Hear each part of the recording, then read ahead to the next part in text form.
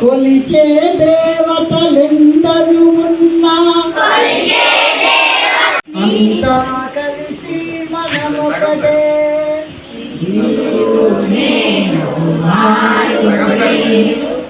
అంతా కలిసి మనమొకటే.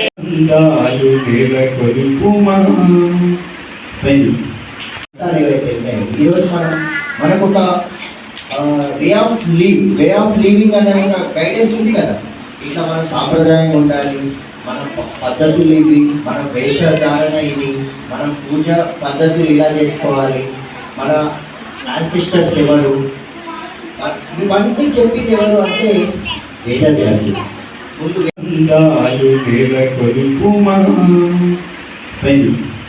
పాదాలని కడుగుతూ వాళ్ళకు చిరు సత్కారాలు చేయడం అనేది ఈ గురు పౌర్ణమిలో ఒకసారి మన గురువులని జ్ఞాపకం చేసుకోవడం. ఓకేనా? అంటే మన గురువులు ఎవరైతే ఉన్నారో మన గురువులని జ్ఞాపకం చేసుకునేటువంటి ఒక ముఖ్యమైనటువంటి రోజు ఇది. ఓకే, సో మీకు ఇప్పుడంతా చిన్నపిల్లలు, అది సరే LKG UKG up to 5th class. ఇప్పుడు మీకు అంతా కూడా అవగాహన ఉండదు. కొద్దిగా ఆ 5th క్లాస్ అయిందో అంటే మీకు ఏంటి అనేది తెలుసు. అవునా? So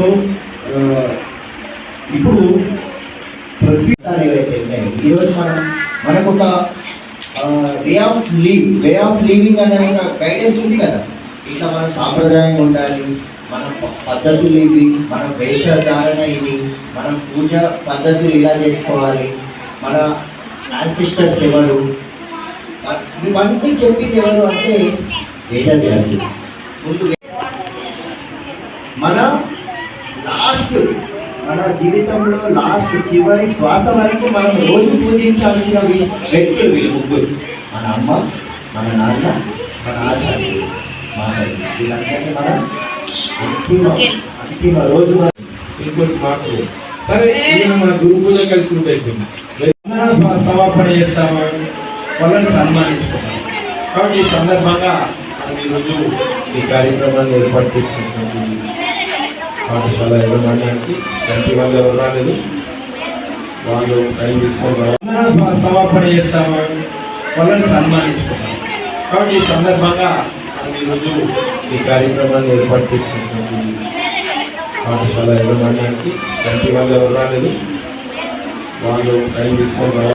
Thanks for watching. Like, share and subscribe.